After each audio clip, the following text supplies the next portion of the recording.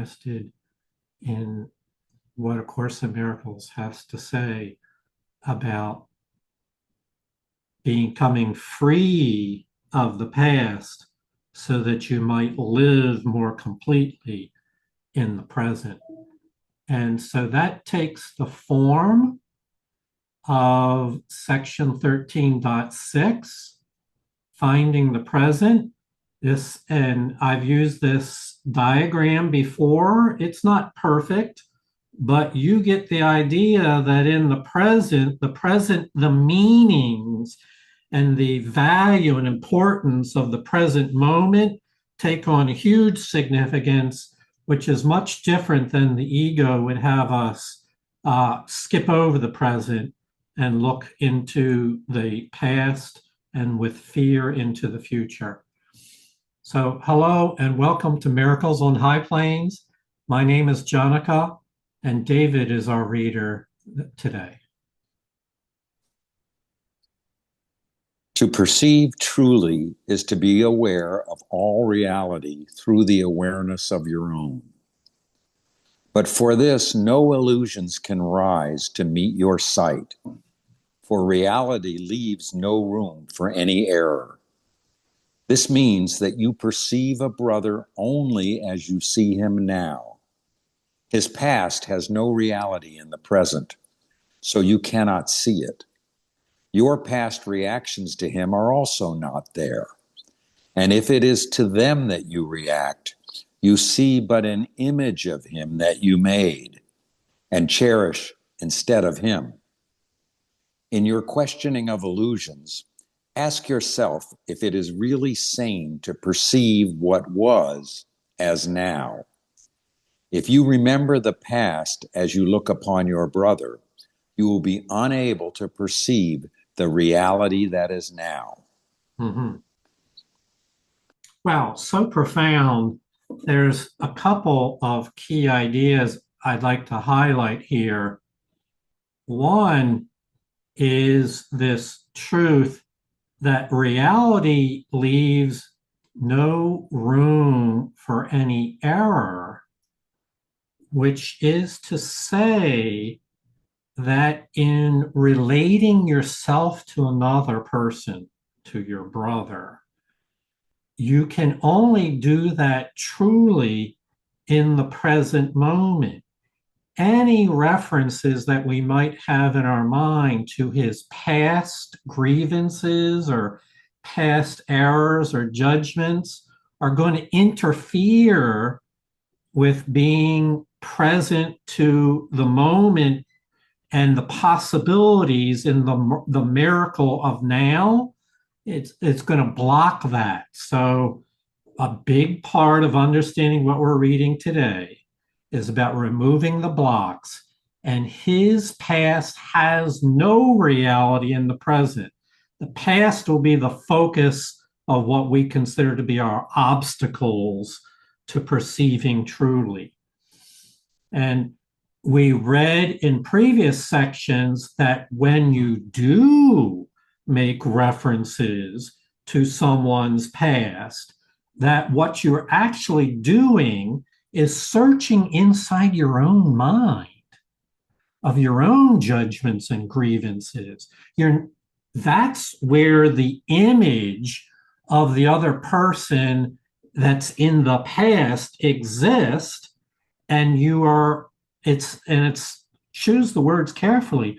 You are cherishing that image instead of your living relationship with the person. So we've covered that before. These are truths. That's where the work lies, is in freeing ourselves of the past, and then the present emerges naturally in the conscious when we free ourselves. So the opening sentence here is the goal: to perceive truly as the Holy Spirit perceives. To do that requires an awareness that those who are asleep or focused on the past would not have access to.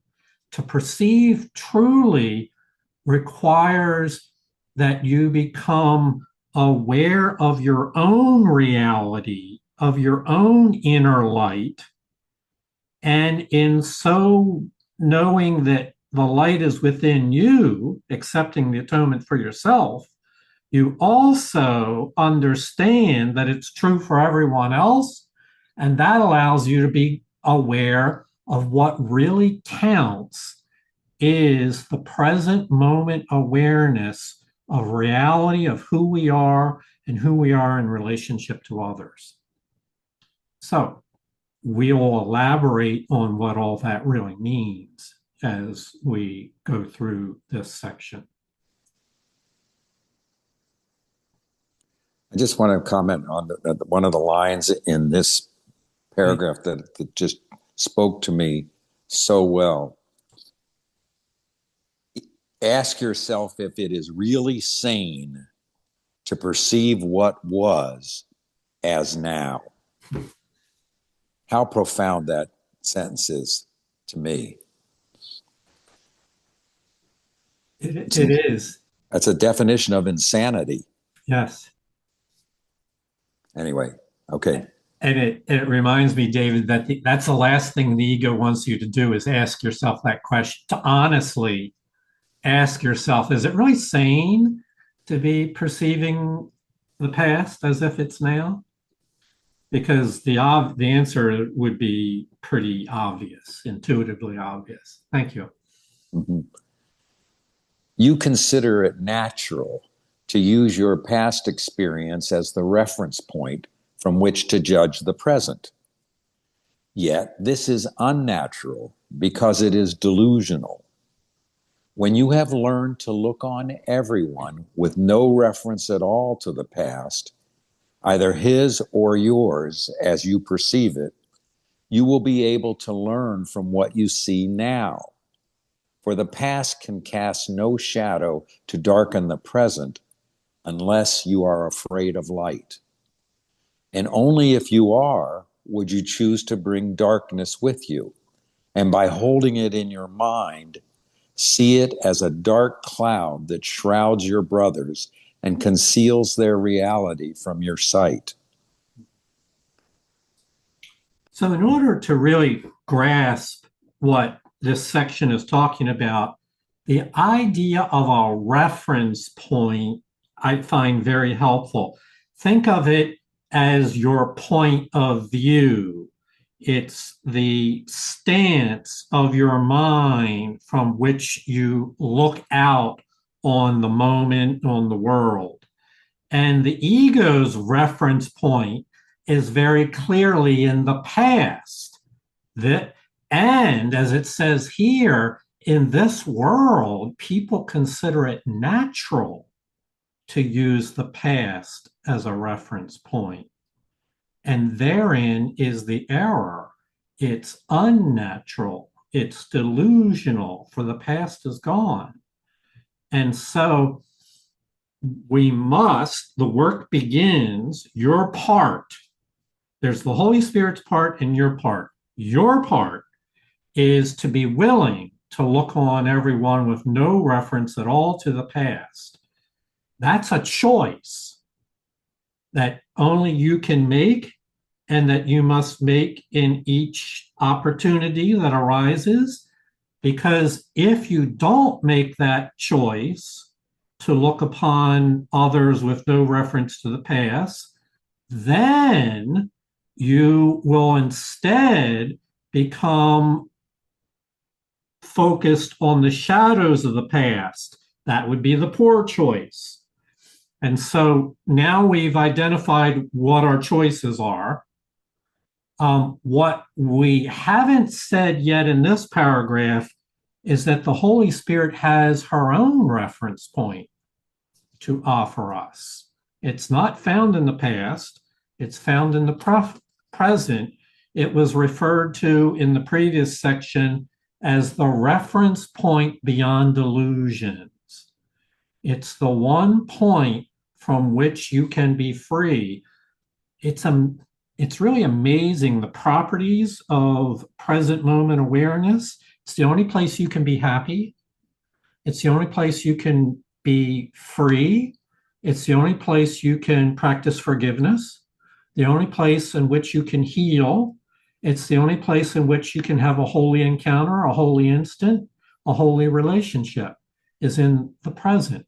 And so everything that you could want is gifted to you, but your part is not to use past experiences as your reference point. David, you had your hand up. I do. Um, this is so appropriate for what I just experienced an hour ago. I was in a meeting, an AA meeting, and Susie's son was in town a few years ago, and I brought him to the meeting as the speaker because I was in charge of the meeting that day. And her son is a recovering heroin addict and drug addict. And we believe that addiction is addiction, regardless of what one's addicted to.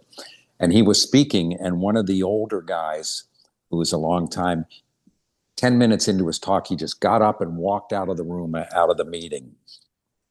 And so I said, I pointed out that this was a form of contempt prior to investigation, not listening, not even being willing to listen.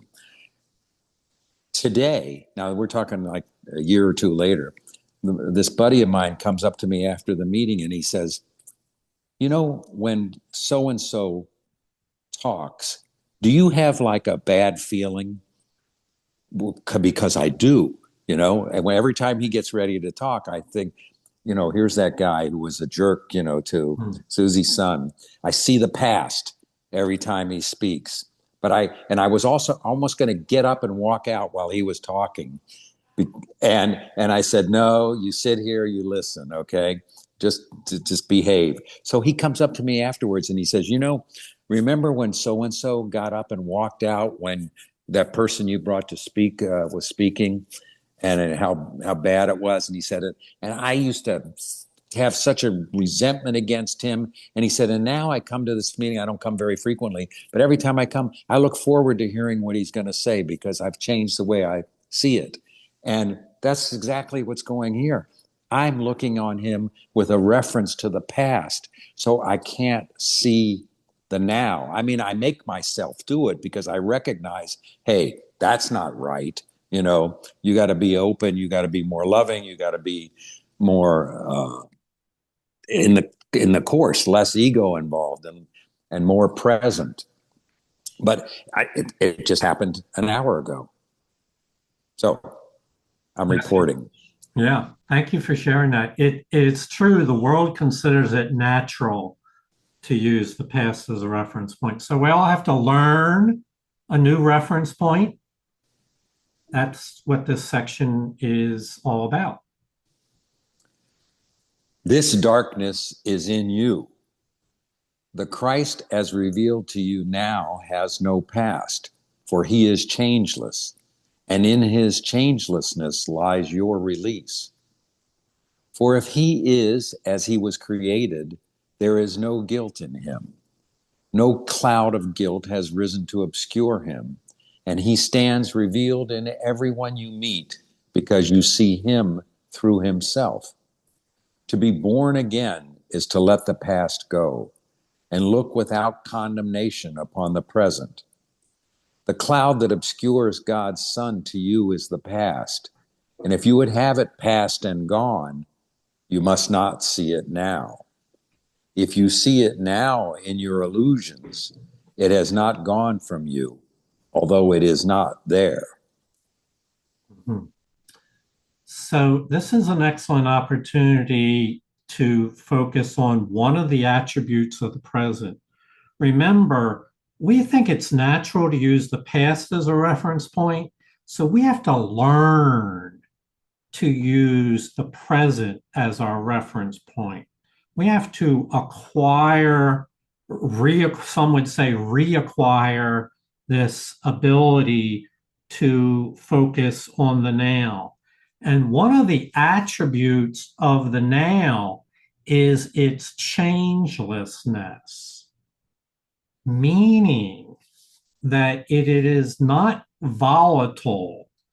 The now is reassuring and safe because of its stability, because of its, you can be reassured that it will always present you with the same possibilities, the same attributes. It's a changelessness, which is difficult. The ego doesn't want to hear about that because the ego is all woven into unpredictability and instability and constant change, even to the point of chaos. And so this is just the opposite of all that. Again, you have to dig deeper into your own soul to connect with the awareness of what changelessness is. So I'll just point it out for now, but it's in your hands to seek to become more sensitive to the continuity of the present, which remains forever reliable, stable, continuous.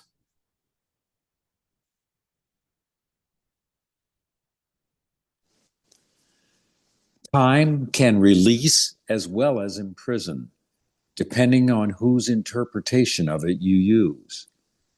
Past, present, and future are not continuous unless you force continuity on them. You can perceive them as continuous and make them so for you, but do not be deceived and then believe that this is how it is. For to believe reality is what you would have it be according to your use for it is delusional. You would destroy time's continuity by breaking it into past, present, and future for your own purposes. You would anticipate the future on the basis of your past experience and plan for it accordingly.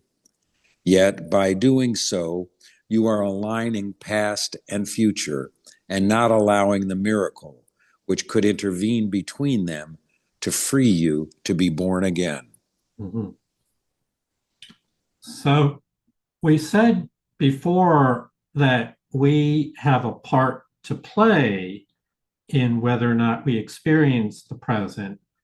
And so we are talking about our experience of time, and that time can imprison you in the ancient prison of the ego's use of time, or it can free you, release you.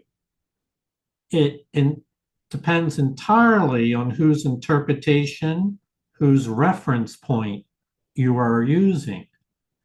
And what the ego wants you to do is believe that reality is in your hands to decide what it is. It wants you to believe that you can judge what is real and not real, that it's up to you, and that it's in your hands to use as you want, that reality is that way. What we're saying is the choice of how you use your time is in your hands, but reality is continuous. It has a continuity throughout all of eternity.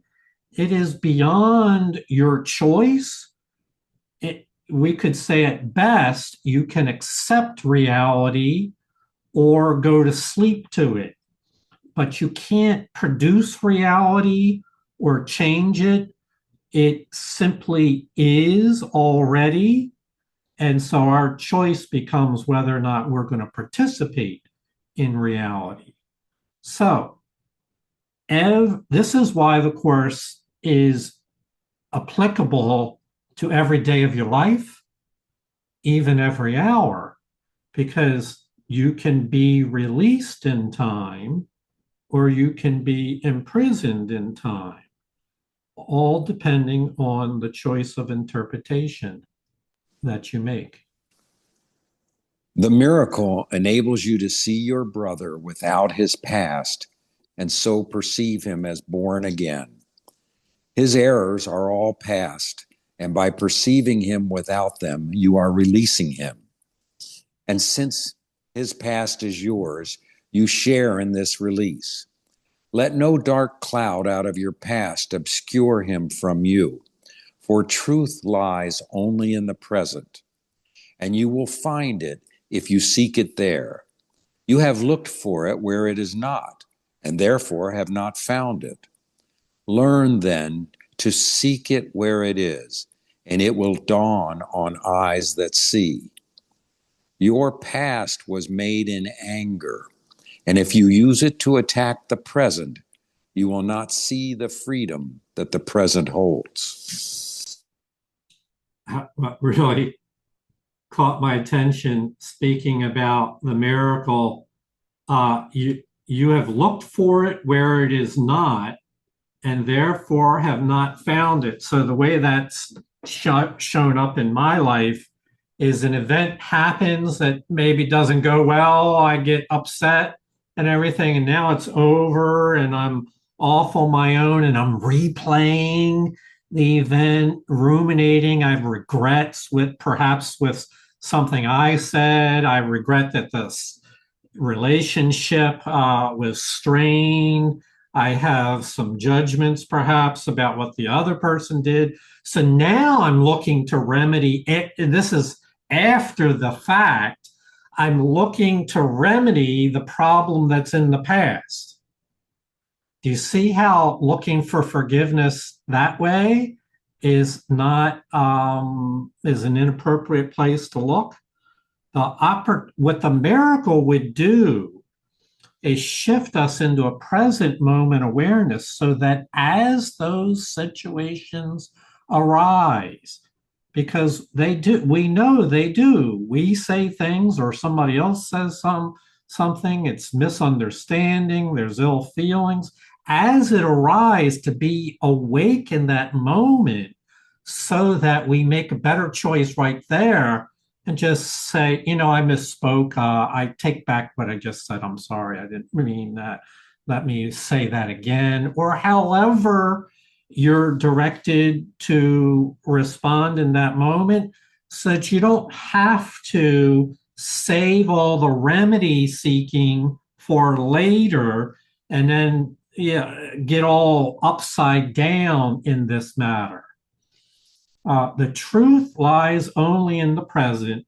So let us state once again, all miracles, all the principles of miracles are available to you, but only in the present. You can study them and read about them, but you can only experience them in the present moment. And so that's where the Holy Spirit would teach us this new reference point.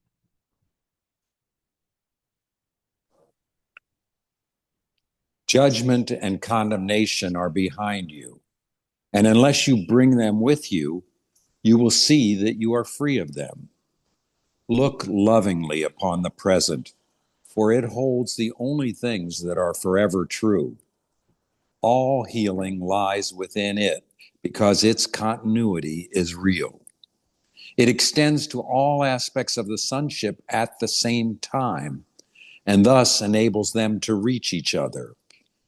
The present is before time was, and will be when time is no more. In it are all things that are eternal, and they are one. Their continuity is timeless, and their communication is unbroken. For they are not separated by the past. Only the past can separate, and it is nowhere. Mm-hmm. So in this paragraph, there's a very advanced message here. This would be perhaps if you believe in the hypothesis that the passages in the course have at least 7 different levels in which they can be understood depending on where your understanding is. This might be very well at the highest level, level 7. And so if you don't follow or don't choose to accept this at this time, that's okay. Don't let it trouble you. Here's the idea.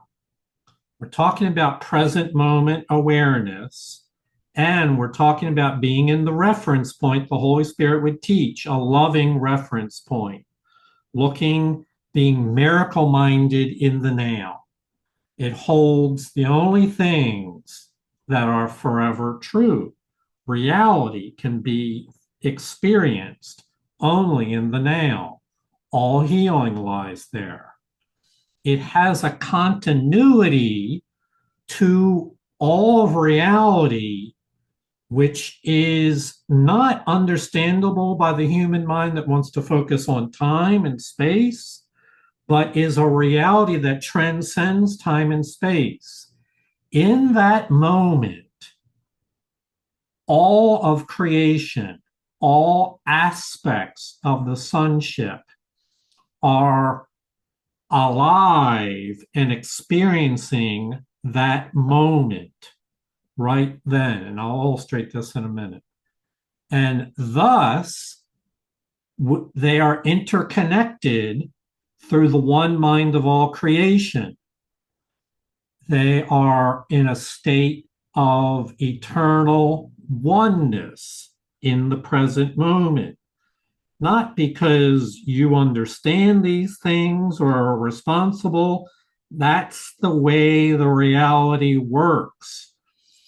It has a continuity that is beyond time, timeless. And in that state of one-mindedness, there is perfect communication. So I want to try, so that's what it says. But as a learning aid, I want to illustrate a point that I think is easy to understand that you can begin to appreciate it. Right now, in the present, you no doubt understand that all the human beings on this world that are living are alive right now in the present. Their heart is beating. They are all breathing. Their mental activity is all occurring right now for all close to 8 billion people. That's just a fact. It's not hard to understand.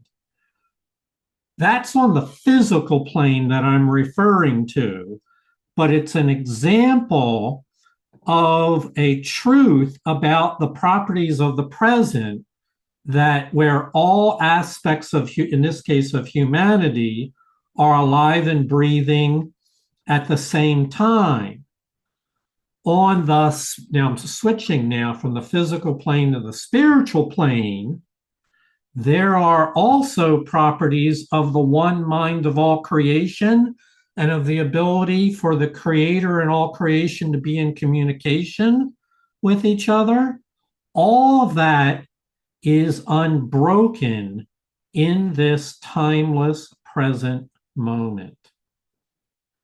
So put that away in your storehouse of ideas. Doesn't mean it's perfect understanding. We're not going to try to elaborate on it, but know that this is the point of view from which for which the Holy Spirit is bringing us into. Heather? You're unmuted. Go ahead. Okay. This line jumped out at me. Look lovingly upon the present, for it holds the only things that are forever true. And I just saw it in a whole different way. I'm helping an elderly lady who's losing her memory, and she's so distraught about it. And so we talked the other day, and I asked her about, what's the thing she remembers the most? And she said, mostly I remember the love of my children and how much I love them. And it just hit me like, you know what? That's the only thing that's important. Look lovingly upon the present. Her present is just how much she has love for them, but all the details of the past don't matter. And I just thought this can be so comforting. I'm going to share it with her because she's interested in the course. So anyway, it was just a beautiful kind of moment that I had. Mm-hmm. It is true. The love is the only thing that we carry with us beyond this world. David, you had your hand up. You're muted, brother. You know, I think this is feels to me like the third time that I've been through this chapter with us over the years. And I remember initially you and I having conversations about how I couldn't understand the notion of eternity, of infinity, of loving all mankind at the same time and one moment embracing the whole puzzle. And I don't know why, but this is just speaking to me so clearly today that this is the only way to understand eternity and infinity. Because my human mind can't really grok that. Right. But the fact that now is eternal and here is infinite. So the here and now is eternal and infinite. And that's the way to understand. See, that's the true understanding of it. And that's and anytime I rage against that concept by thinking about the past or projecting into the future, I'm not at peace. You know, and so therefore, and you know, we're taught here that if you're not experiencing peace, you're not experiencing the truth. So the truth is there's only now, and everything is found within now, all eternity, all infinity, loving God, the answer. It just jumps out at me today. Nice. Thank you, brother. Third time's a charm. I'm sorry, Susie? Yeah, I just want to say that, I think this is, I think you said this in the beginning of the class. I think this is, one of the ego's uh biggest arsenal, or what's the word, and I think that it takes a lot of discernment, I think, in our minds to be willing to see, to recognize the agitation of the ego, even when we're reading this. Well, that person did this, and I know it because I saw it, and, but that's just the arsenal of the ego, and, yeah, I think this is, crucial for our, and I think it does take a multiple times around to really have that like holy instant, oh, yes, this is what my ego is doing. And all I really have to do is be willing to recognize it and give it to the Holy Spirit. I don't have to like beat myself up and, oh my God, I have to be present. I have to be present because that's just ego, Susie. I just have to recognize it and say, yup, and, give it away. But I wrote a note as you were talking about something in the first few paragraphs. I'm like, my ego is agitated, but that's okay. And of course, my ego is agitated. I would be spiritually bypassing, that would be me spiritually bypassing, not the course, if I wouldn't recognize that my ego gets agitated. No big deal. Right? Give it to the Holy Spirit.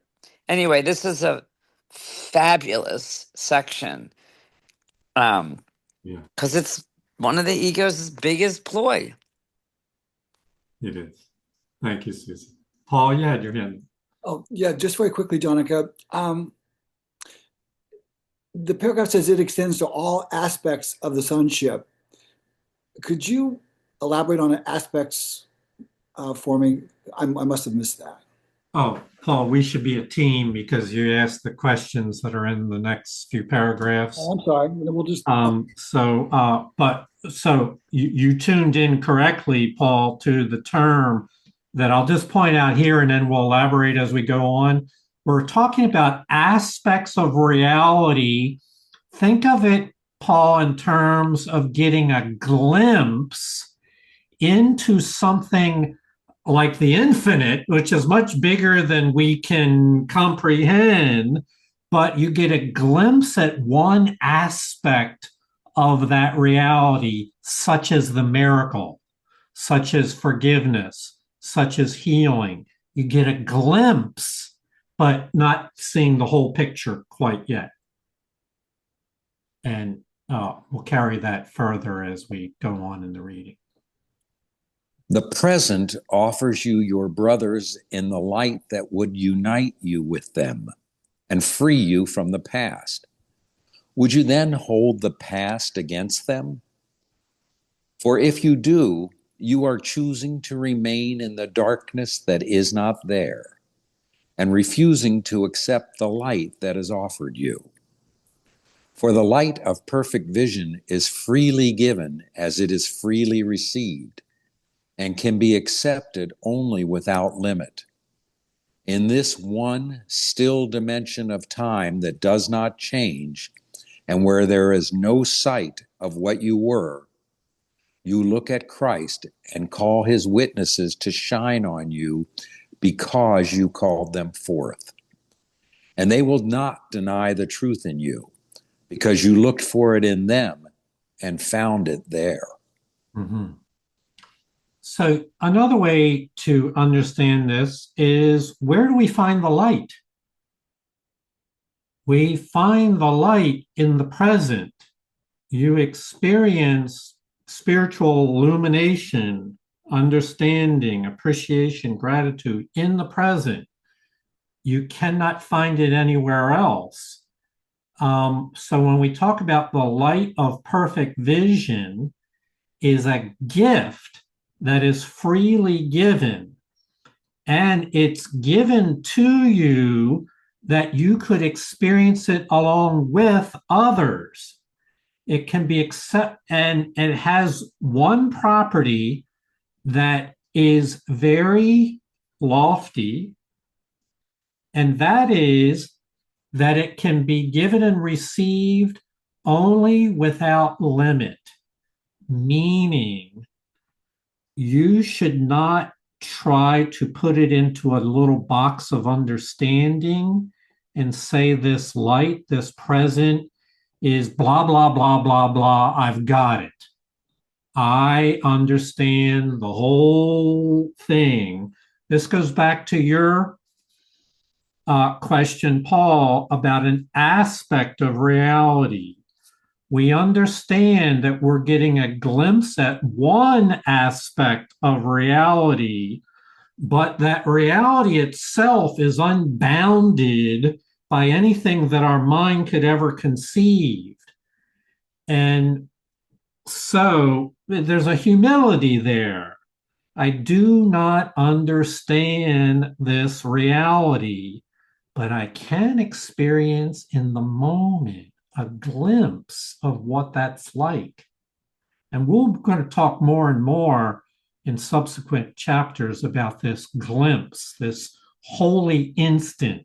It may be very brief in duration to our minds that are cataloging time, but it's an instant that is what we call the still dimension of time. It's not traveling along, vacillating, changing from year to year, decade to decade. It's a constant offering. It's an eternally stable experience. So it's described as still and quiet and continuous. It does not change.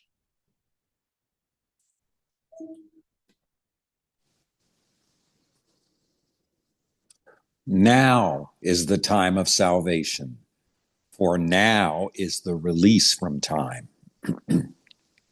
Reach out to all your brothers and touch them with the touch of Christ. In timeless union with them is your continuity, unbroken because it is wholly shared. God's guiltless Son is only light. There is no darkness in him anywhere, for he is whole. Call all your brothers to witness to his wholeness, as I am calling you to join with me. Each voice has a part in the song of redemption, the hymn of gladness and thanksgiving for the light to the Creator of light. The holy light that shines forth from God's Son is the witness that his light is of his Father. Shine on your brothers in remembrance of your Creator, for you will remember him as you call forth the witnesses to his creation. Those whom you heal bear witness to your healing, for in your wholeness you will see for in their wholeness you will see your own. And as your hymns of praise and gladness rise to your Creator, he will return your thanks in his clear answer to your call. For it can never be that his Son called upon him and remained unanswered. His call to you is but your call to him, and in him you are answered by his peace. Mhm. So we're going to do something here, a 1 minute experience together as a group. And I'm going to suggest close your eyes, try to screen out other distractions that may be around you here. I find it easier to close your eyes. And for a moment, become aware of your inhalation, of your breath. Just every time you inhale, take a deep breath. And every time you inhale, be aware that you're inhaling right now. And add to that the fact that all living things that breathe are also inhaling right now. So we're going to inhale and realize we're all doing it together with all living things. We're inhaling together.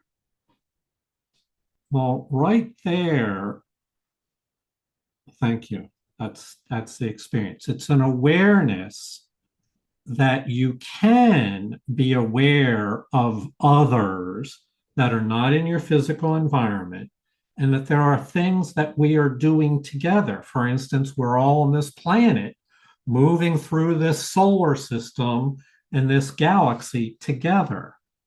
So what it says here is reach out to all your brothers and touch them with the touch of Christ. Well, in a sense, we took a first step in that direction just now. You've already done that, to reach out to an awareness of all your brothers. And so what I'm suggesting is that you can layer upon that a realization that the light within you also is reaching out to the light within them, and the light within them is reaching out to you. It is a holy light that shines forth from each Son of God and witnesses to the light that is in the Father. And so what we're being asked here is to let our light shine. Shine on your brothers in remembrance of your Creator. We'll go on. Child of light, you know not that the light is in you, yet you will find it through its witnesses, for having given light to them, they will return it. Each one you see in light brings your light closer to your awareness. Love always leads to love. The sick who ask for love are grateful for it, and in their joy they shine with holy thanks. And this they offer you who gave them joy. They are your guides to joy, for having received it of you, they would keep it. You have established them as guides to peace, for you have made it manifest in them. And seeing it, its beauty calls you home. So in A Course in Miracles, there's a classic chicken and egg dilemma that students have, which is which came first, the chicken or the egg? And in Course in Miracles terms, that comes, which comes first, forgive myself or forgive others? Which one do I do first? And what we learn is that we do both of them at the same time. It's in the present moment. It's not in the past, I forgave them, now I'm forgiving myself or some other arrangement. It's we do this together. And so you will find the light as you give light to your brothers, and they will then return it. Each one you see in light brings your light closer to your awareness. Think of it not as a before and after, but as a present moment experience. As you share your light and see it in them, you become aware of the light in yourself. And so I would ask that you be willing to take 1 minute out of your day today after this session is over and share your light with others, just as you shared a breath with others a moment ago, that you share your light and also realize that their light is being shared with you. And this might sound like spiritual mysticism. To some might view it that way. What it is in miracles terms is you're acquiring the ability to experience the reference point beyond delusions that the Holy Spirit is trying to teach us. It's a reference point not in the past, but in the present moment. It can only be experienced there. And we have to begin with simple, what seems like childlike experiences so that we accept this possibility for ourselves.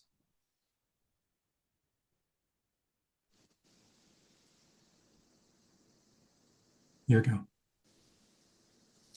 There is a light that this world cannot give, yet you can give it as it was given you. And as you give it, it shines forth to call you from the world and follow it. For this light will attract you as nothing in this world can do. And you will lay aside the world and find another. This other world is bright with love, which you have given it. And here will everything remind you of your Father and his Holy Son. Light is unlimited and spreads across this world in quiet joy. All those you brought with you will shine on you, and you will shine on them in gratitude because they brought you here. Your light will join with theirs in power so compelling that it will draw the others out of darkness as you look on them. So, what is the first lesson that the Holy Spirit teaches? To have peace, give peace, to Give all. right. That's the third lesson, David. Yes, to have, give all to all. Well, it's about a giving. You can give light as it was given you. And as you give it, it shines forth to call you. The world is bright with the love which you have given. It's about the experience that I just asked you spend a minute doing today, is giving forth your blessing, your light, your peace, your forgiveness to the world in this case defined as all living things, no one in particular, but just as we experience that breath with the entire world together, you're experiencing a moment of giving a blessing to the entire world together. It's yours to give, and remember, the light is unlimited. And our part The ego's role is to try to limit this, to try to make it little and say that can't be done, and to stand in denial of the light. Your part is to not impose any limits on this light. Susie? This is such an important or profound, really, paragraph. People say, well, what can I do in the physical world right now? It feels like dark and, which it is in the small W world. And this is exactly what we can do individually. Is just shine our light. Um, and, hope it spreads to other minds. This paragraph is just very helpful. Someone explained it the other day as we're living in the world which has a lot of healing opportunities. It's like it feels like the Olympics, like it's but this paragraph just makes it pretty simple. It does. Yeah, you know what I mean, Jonica? Like Yeah. I I don't know, it just hits me like, okay, this is what I can do. Yes. Many things, thank you, Susie. Many things in A Course in Miracles I've found are like that. Like David said, I went through it 3 times and now it's so obvious or so apparent. It seems as though for many of us, we view all this complexity with the Course of Miracles initially.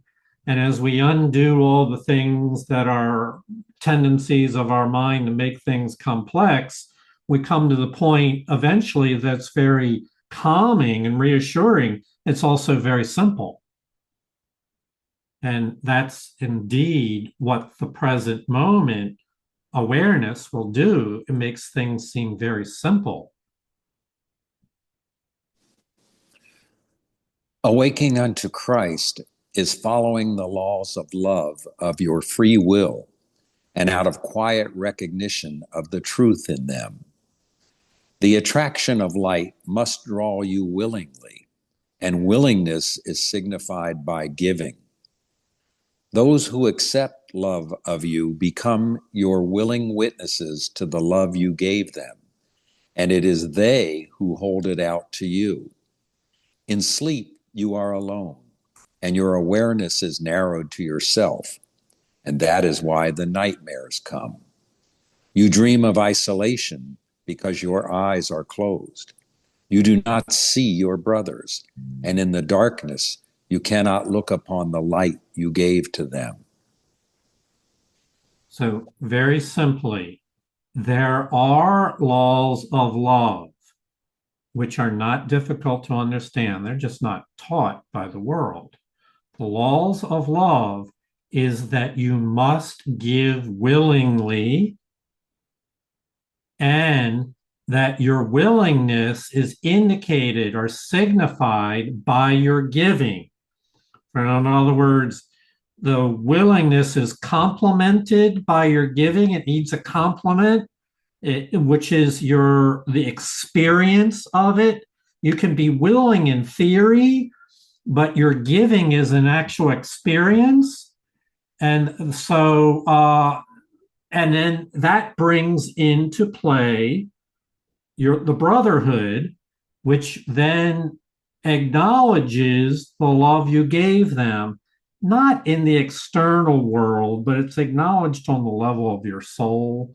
You'll just have to trust that that's already where the creations are stored, is on the level of your soul.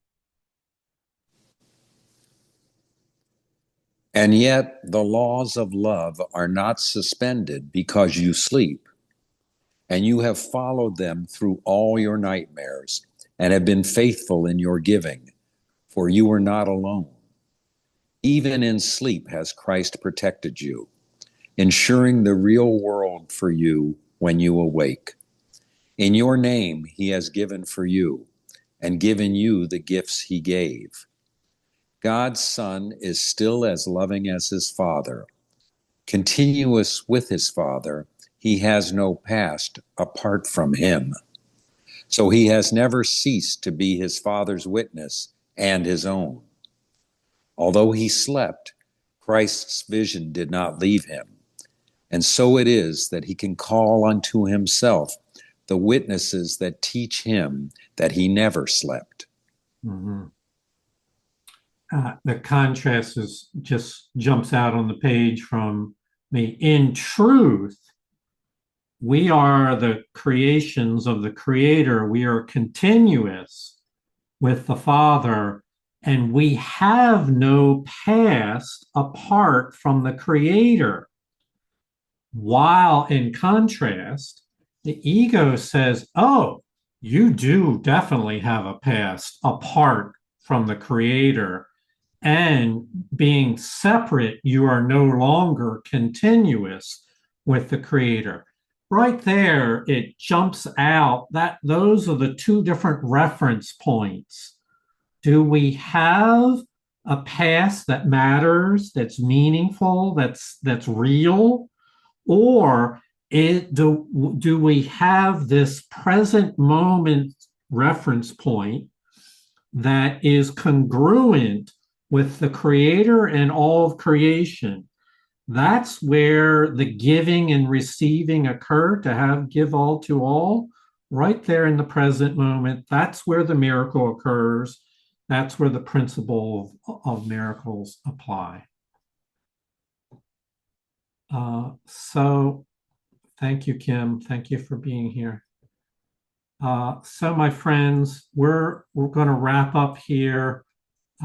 Since we're reached our time, I'm just going to flash these summaries of what we just read about. But you were here, you know what it is. And, one of the things people often would ask is, how do I apply this? Well, we said, just as you can share a breath with all living things in the present moment, you can also share a blessing with all living things in the present moment. You have to be willing to give it. And I would say that's the biggest hurdle that the ego would try to impose. A hurdle would be your willingness to give a blessing to all living things. And so my prayer is that you will make this a practice and realize that in so doing, you are also receiving the blessings that are being given. So that's as far as we're going to read today. Very profound ideas, and the subsequent sections that we shall read build upon them and further add color and clarification to them. I'm grateful that we can share these experiences together, share our light together, share our blessings together. Thank you all for being here. David, thank you for reading. Thank you all for sharing in this moment. Can I make a plug? Please. For a book called The Power of Now by Eckhart Tolle. And it's just, that was a book that really opened my eyes. I think it'd be anybody who would read it, I think, who hasn't read it, would find it helpful. Yes, yes. Yeah, Eckhart is the world's most popular Course in Miracles teacher. And so very much consistent with this presentation of the present now, the holy now, that we read in the Course in Miracles. Very much. All right, thank you all. Namaste. God bless. Namaste. Namaste. Thanks, everyone. everyone. Thanks, David. Bye. Bye-bye. Jonica. Thanks, everyone. Peace and love. Hey, David.